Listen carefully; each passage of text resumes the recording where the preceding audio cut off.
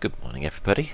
If I do sound tired, just sort of blank out. I have only just woken up, but as promised, I thought I'd bring you out a build video for my Stamina Nightblade 1hShield two-handed build. As you can see, I got really huge resource pools. I'll get onto how that is in a sec, but it's to do with triglyphs and using the Nightblade passives. My recoveries, they actually just dropped. I guess we just lost a buff, but this is plenty in my opinion. I stack a lot of reduced cost rather than recovery. Quick disclaimer, by the way, I am quite well known for playing very different builds to other people, so if you don't like this build, don't use it, end of story really. And I'm going to go through, certainly on the skills, a lot of things you could swap out, so you can customize it to how you prefer to play if you really want to play this build, but in my opinion, if someone's making a build, it's better to start from scratch, adjust it to what suits you, and that way you have a build that works for you personally. But yeah, people ask for mine, I'll show you it.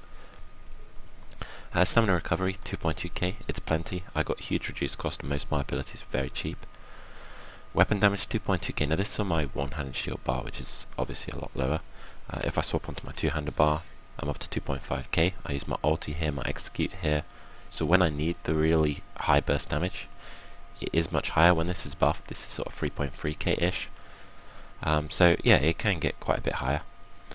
Resistances on the two-hand bar quite low, but on the one-hand shield bar we can get very, very high, especially when we're using the Nightblade passive. Now, when you cast a shadow ability, you gain 5.3k resistance, I think. It's probably a percentage, but yeah, if I just show you quickly, we go back onto there, we suddenly have very, very high resistances, equal to a lot of heavy armor builds, so this build is extremely tanky, especially when you look at my health. I like to play a high health pool. You can swap this down, drop it down to 25, 22, whatever you like, changing your glyphs. It will lower your magicka if you do change the triglyphs, and I like to have that quite high again just to deal with cloaks via marks, that sort of thing. But yeah, I'll get on to how you can customize that stuff in a sec. Lastly, my boon is obviously the Serpent. I use this for the recovery. You can swap out to the warrior, down to your preference. If you like more damage, you can sacrifice some sustain. Personally, I'm normally in sort of a 1v10 situation sometimes, 1v5 situations. I need the recovery to be able to dodge and that sort of stuff. Yeah, let's move on to skills. Okay, so for the skills, I'll get onto the sets in a little bit. We have Ambush, that's just your gap closer.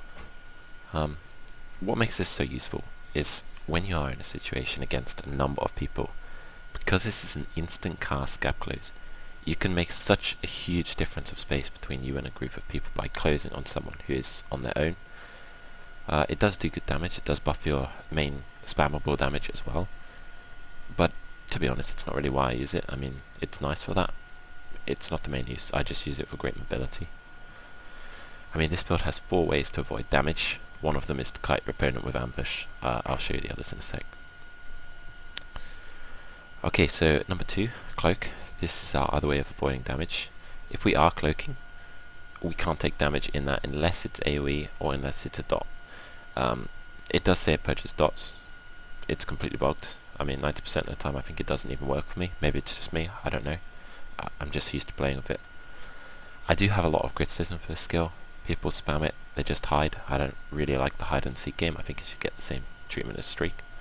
But if they're not going to do that, you can control yourself, you can spam it, it's up to you, but personally I like to just use it once or twice in a row. I think it's unfair to spam it. Reflect, this is our 3rd way of avoiding damage. Now when people are at a distance casting on you, you can cast this, it's from the 1hShield tree. You can reflect the skill back at them. Not only will it damage them, it will stun them. You can swap it to a heal morph, but I don't like that quite as much, but yeah, you can stun them. It reduces your cost of blocking, and it reduces the damage you take. I mean, in my opinion, if you're going to use 1hShield, this is just a must-have skill. I don't see any reason why you should ever not use this skill. We've got Vigor, that's our main heal. We do have Rally on our two-handed bar, which I'll show you in a sec. But in honestly, that is not our main heal. Ransack is our main heal with Vigor, and I'll show you how Ransack is a heal when I move on to my sets. Ransack, like I said, this is just your spammable DPS. When you're in a pressure situation, you need something fast to cast. You can animation cancel. Well, you can animation cancel any ability, it just takes practice. So when we're doing it, we're just going to light attack, ability, bash. and by doing that we're putting really nice DPS out. That's the whole reason for using the 1hShield, is we can always bash very, very cheap. It's a lot of extra damage in my opinion. It's nicer than dual wield to use a 1hShield, especially when you've got skills like defensive stance, which I just consider completely OP. Not only that, it does lower their resistances, same as surprise attack would. Again, I said I'll show you why I use this over surprise stack. I'll go into skills you could swap out once I finish my two-hander bar. But yeah, I really like this skill. It does offer you minor resolve, increasing resistances, but it doesn't last nearly the 12 seconds it says it should. Again, it's bugged, so I don't really bother mentioning that. Lastly on this bar we got Dawnbreaker. That's just for increasing our weapon damage. No other reason really. You can use it as an AoE ulti if you want, but I mean you can put another ulti on the next bar. So on this bar, ulti is Incapacitating Strike. This is just brilliant in 1vx situations because you can debuff your opponent and it saves you using skills like Reverberate and Bash. Not only that, it gives you great damage, 9.8k on quite a low damage build. I mean, I just see no reason to use this. It can stun them if they're lower health than you, it debuffs them, it's huge damage, increases your damage. This is just the ulti of my choice. But there's a lot of other nice ultis. Blobes, if you're playing two-man, you'll notice in some of my videos I use that quite a lot. I think playing duo, Blobes is actually often nicer, except in a very out-healed position if you're not with a TK with a banner to debuff them, or with another person who is debuffing. Our main skills, Fear. This is our next way of avoiding damage. So far we've got Ambush for cloaking, Ambush for kiting, Cloak for cloaking, Reflect for stunning, blocking, avoiding ranged DPS, and then we've got Fear. Now when you have a large group of people on you, if you cast Fear, you can get 3 of those people off you instantly if they're in close combat. That is a huge amount of damage to avoid. If you can get 3 people off you, I mean it's just senseless not to use this skill, I think. Mark Target, like I mentioned before, I don't like Nightblades. It's only there to deal with them, to be honest, no other reason. Executioner, this is for finishing an opponent off. Again, no other reason. I normally use it when they're about 40% health or less, rather than the 50% where it increases. Just, I think Ransack Bash is more DPS up to that point. Rally, this is not our main heal. I mostly use this for the major buff. You notice that my weapon damage isn't huge. I mean, it's decent, don't get me wrong, but it's not there for the heal. You can use it for a heal if you practice it. Try use it as a heal, but that's not what it's there for. It's up to you how you play that skill. And lastly, rapid maneuvers. This is my favourite skill. This is the reason I'm stamina. This just gives you so much chance to kite opponents, so much ways of escaping large groups. I don't like to spam cloak. This is my way of doing it, and this is just an amazing skill. You can use this in any class. I have played this in any class. If you play with this skill good, you are not going to die unless you are significantly outnumbered or significantly outskilled. I just think you have to use this skill. I thought I should quickly mention potions I'm using. I do use tri-stat potions. In my opinion, it's the best. It's offering me recoveries and everything. You can get them from other places, but it's worth it, and it gives you obviously that huge burst heal in all your resources, especially in V15. And I use detection pots if I have a Nightblade that I just can't find before I can mark. Instantly mark them. You don't need the detection pot anymore. And my food, I'm using the gold food. The reason I like to use this one is I don't feel I need all the recovery that the purple drinks might offer. I do need the recovery that something offers. So this offers a middle amount of recovery in every skill and increases my max health, and I like to play a tanky build. This gives me a huge advantage in those sort of situations. Okay, let's move on to the sets. So, if I can even get there. Here we go. 1hShieldbreaker. Straight off the bat, there's going to be QQ about this. People complain about this set. If you can't play against this set, you are playing wrong. It takes practice, but this set is completely countable. The reason I use it is just for the increase in DPS against a shield, because obviously my DPS is low. If I'm against something that's putting really high shield up, it's very, very hard to kill them, especially since currently resources are quite infinite. If you're playing a large group against one person, you're never ever going to run out. I really like this set for that sort of stuff. It gives you weapon damage, recovery, stamina. In my opinion, a low damage stamina build, this is what you should use. I'm also using 3-piece Willows Path. That's the body, the waist, the shield, and then on the two-hander bar also the two-hander. I use heavy in the chest, light on the sash. That gives you the best balance of resistance. You gain the most from the chest, you lose the least from the waist. This is just for recovery. It's a very nice set. I have divines on all my smalls, infused on all my bigs to maximise my resource pools. You will notice, like I mentioned before, everything is the multi-enchant. It's quite expensive. If you don't have it, just adjust to the pools you want. If you want more damage, put stamina enchants. If you want less damage, put more health, put health. If you want to cloak more, put more magicka, whatever suits you. Jewellery, I mean agility, it goes without saying in my opinion. Stamina, agility, unless you're playing a tanky DK build, at which point you can also consider V12 Hawk's Eye. I don't know if it's in V14, I never really looked. But what this has is it has an automatic stamina enchant. And obviously since you're getting resource pools back from 1hShield based on max resource, that can be nice. I haven't really played DK much, but I've played with the Hawk's Eye, I really like it. But for the Nightblade I'm using 3 agility, 1 reduced cost, 2 weapon damage. I just find that a nice balance. But again, same with everything, adjust it to how you prefer. Okay, weapon. Master Sword. This is why I use round sec, and this is the main part of this build.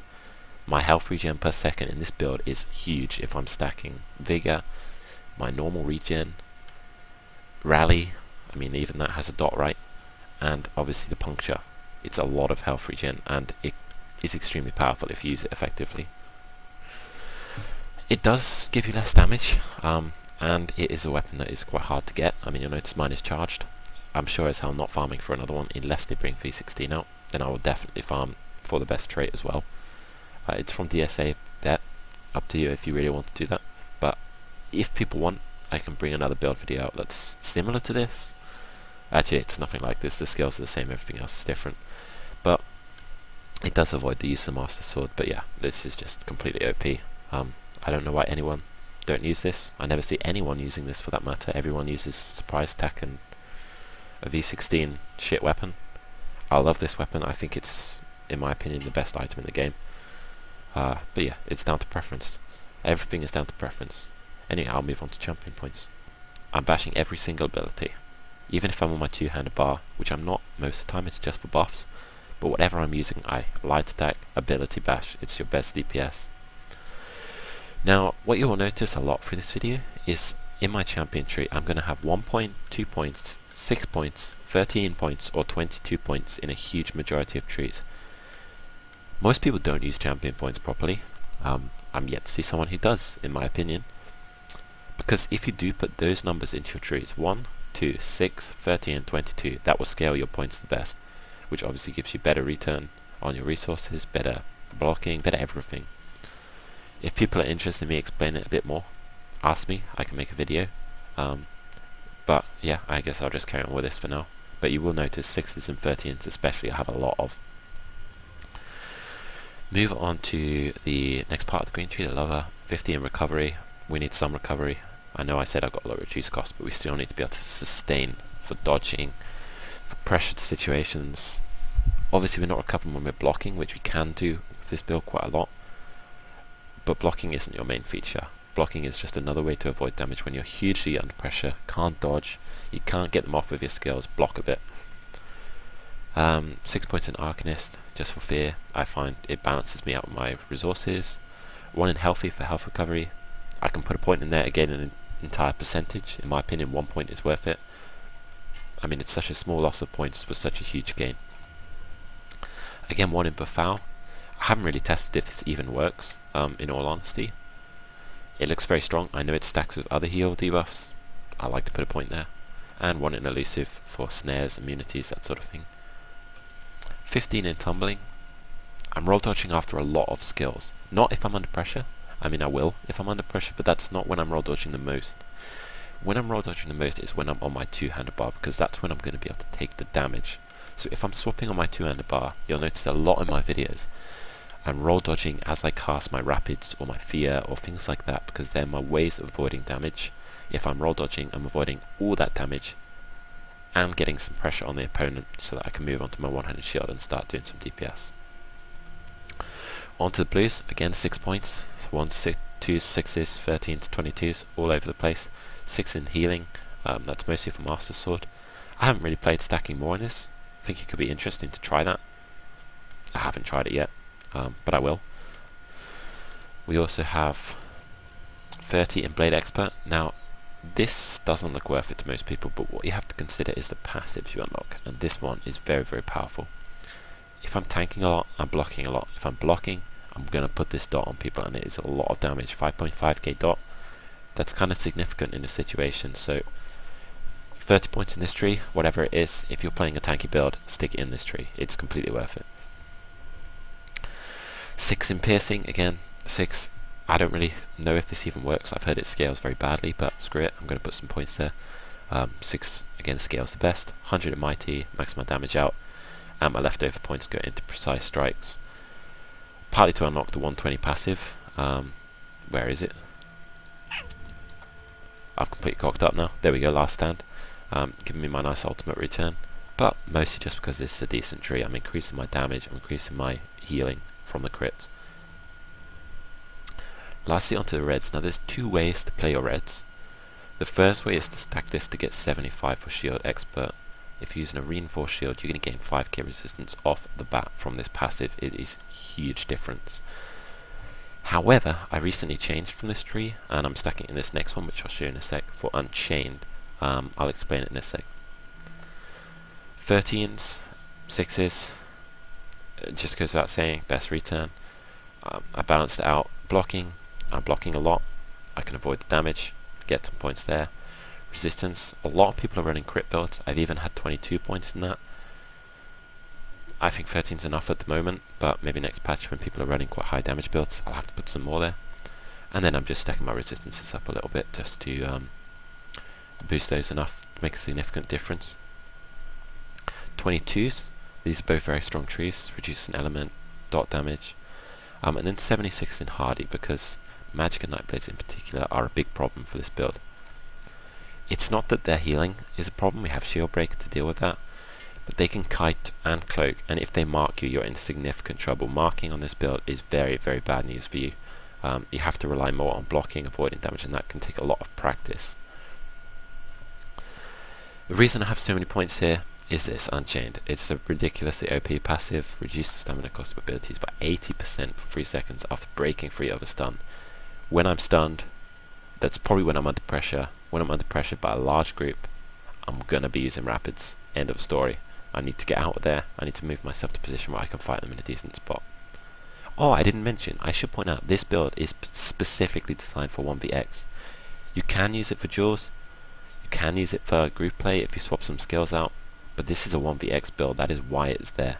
I'll show you some skills after I finish the champion points that you could swap out to make it more viable for group. It would be a support play, but yeah, this is a 1vx build. That is how I like to play.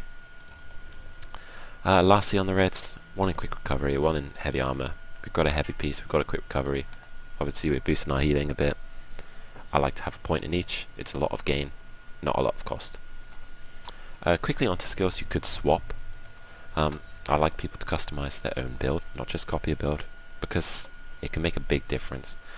These 2 are your main swappable skills. You can still put out good damage, especially if you're using your ulti as your execute, without executioner.